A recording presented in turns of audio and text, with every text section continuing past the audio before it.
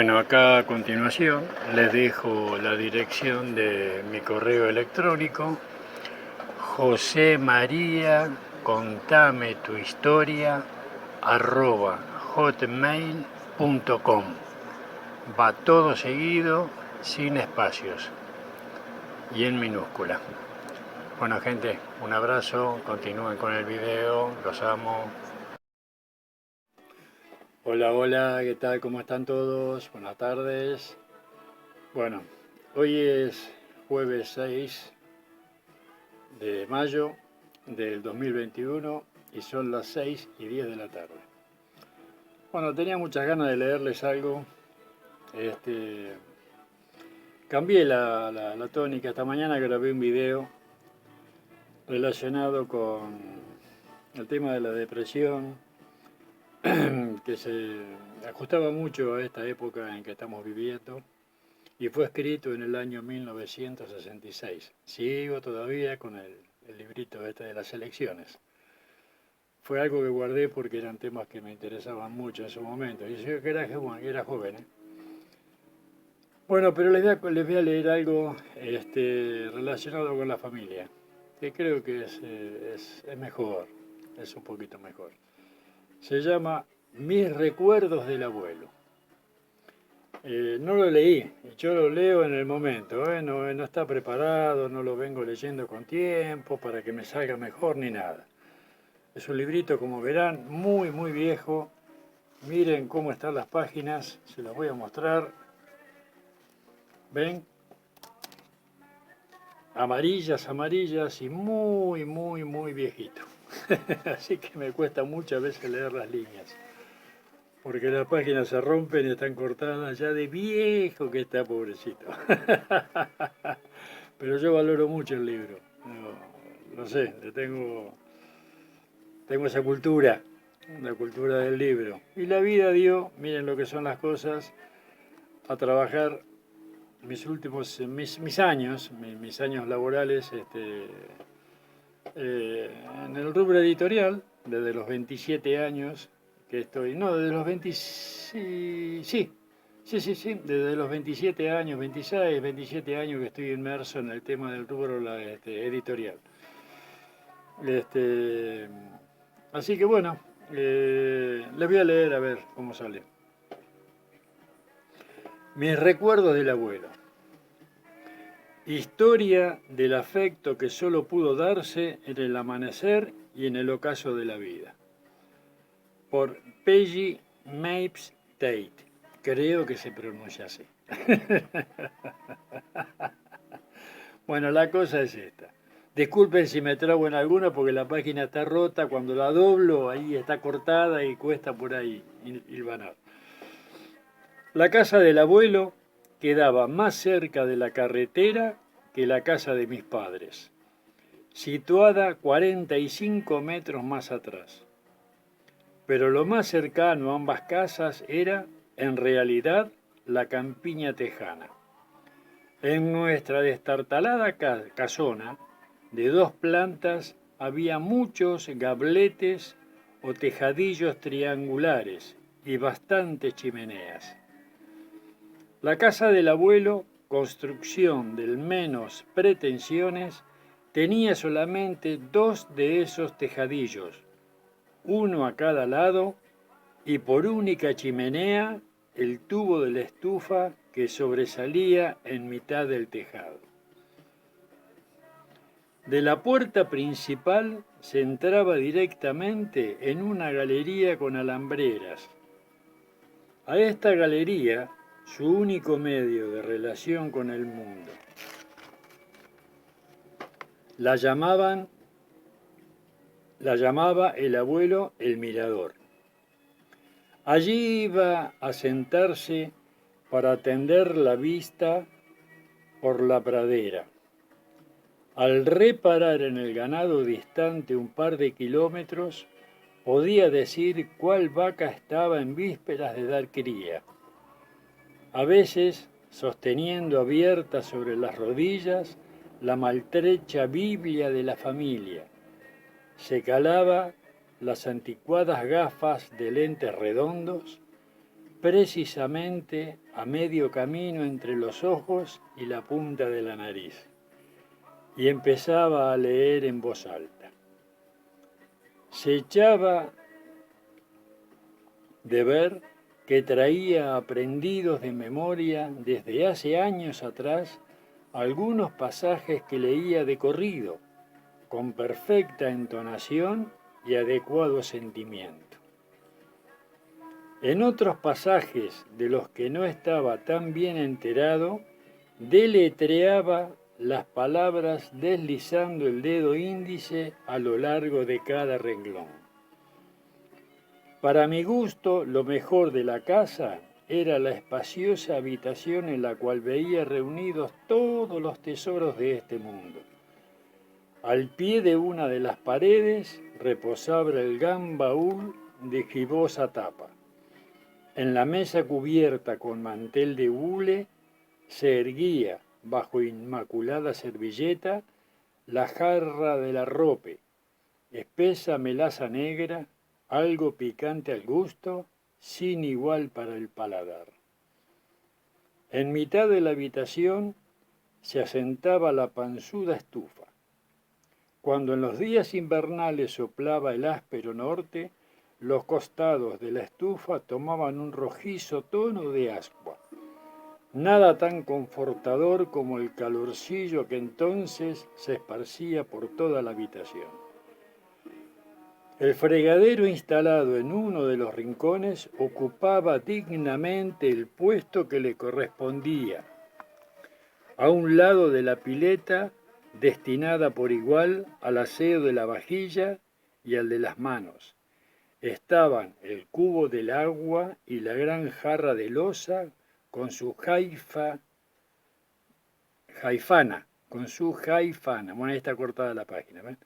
Detrás de las puertas de la alacena había una gruesa barra de jabón de lejía fabricado en casa, una sartén ennegrecida por el uso y diversos ingredientes merced a los cuales puede hacerse de la comida de plato único algo que tiene trazas de banquete.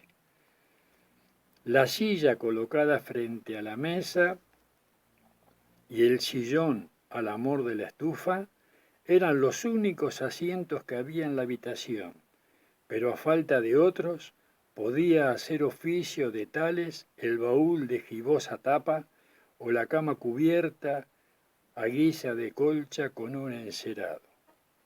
Porque para el abuelo, que había pasado muchos años en la silla de montar, con el rollo de encerado en que iban los avíos sujetos en la grupera, nada como ese lienzo impermeable para servir de sobrecama. Recuerdo también de sus días de jinete, eran los dos sudaderos que a los pies de la cama ponían una nota de vistoso color, que en las crudas noches invernales contribuían a aumentar el calorcillo que daban las mantas a piernas y pies.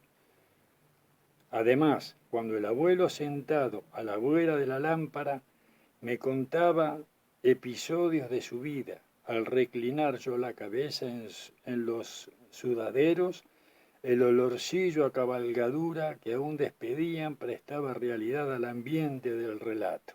Y es verdad, el olor a caballo es incomparable.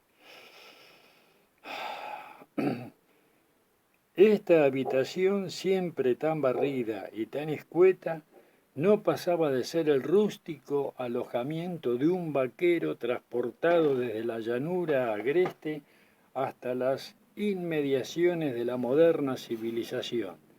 Y sin embargo, para mi infantil fantasía, tal habitación era cifra y compendio de cuanto vigor hay en la tierra. Recién cumplidos mis 4 años de edad, empezó el abuelo a enseñarme viejas canciones de vaqueros. El único acompañamiento eran el bajo profundo del zapateo de las recias botas de campo del abuelo y las palmas con que él y yo llevábamos el compás. La voz cascada del viejo y mi chillona voz de soprano llenaban la habitación, hacían vibrar el tubo de la estufa y llegaba a nuestros oídos la inigualable música de un inexistente conjunto de violines.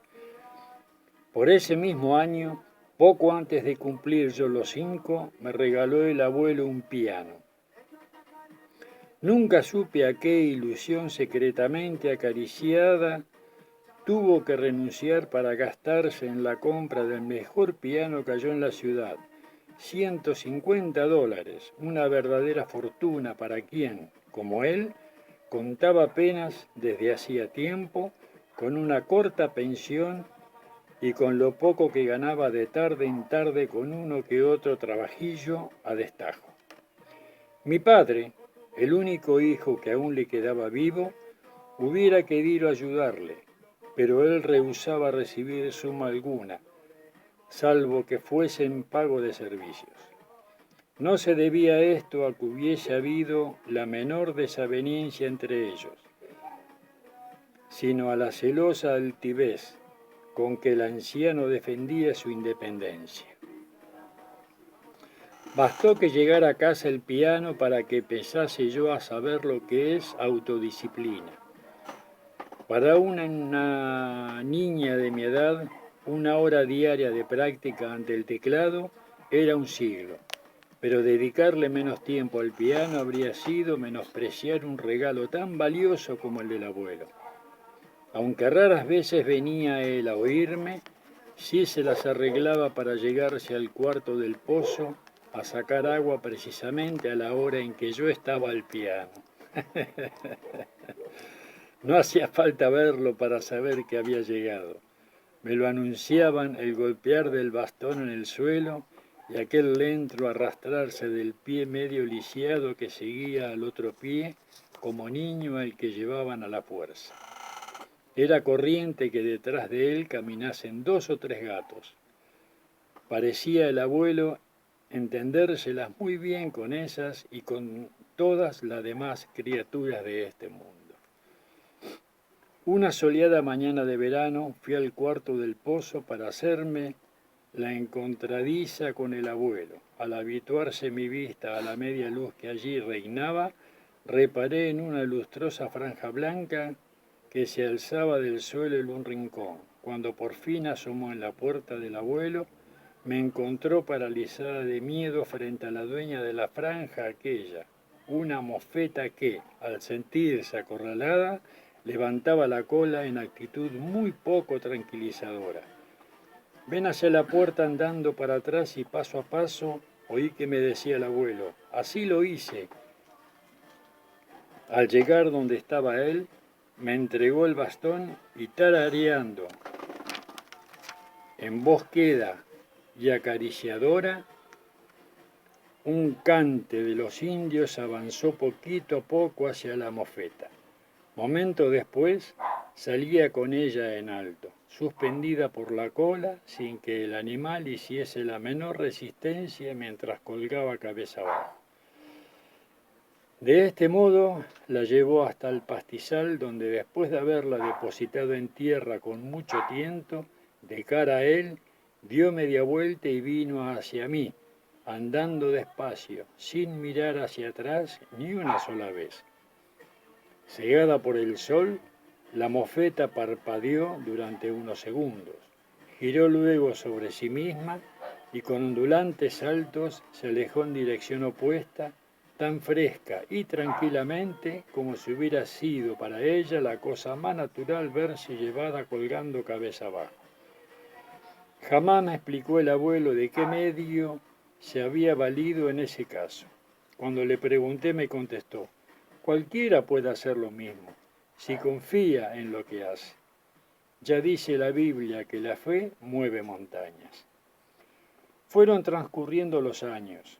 Tenía yo 8, cuando, para festejar los 88 del abuelo, preparé mi primer pastel de cumpleaños.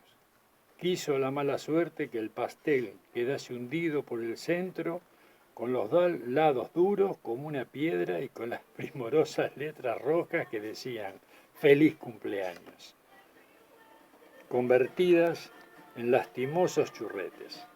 Menos mal que nada de eso impidió que el abuelo dijese y yo lo creyera que en la vida había él visto ni saboreado un pastel mejor.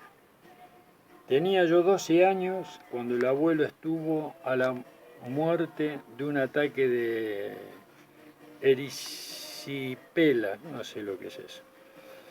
La cara era ya una sola hinchazón roja en lo blanco de la almohada, el día en que al fin consintió que llamasen al médico. Escapó con vida, pero quedó tan agotado que cuando pudo volver a sentarse en la galería de su casa, no tenía aliento ni para atarse los cordones de las botas. A mí me tocó ir todas las mañanas a ayudar al abuelo a calzarse. Continúo, esta es la primera parte. Les voy a dejar con la intriga porque ya no me queda tiempo. Ya sigo. Bajo esto y grabo la segunda parte.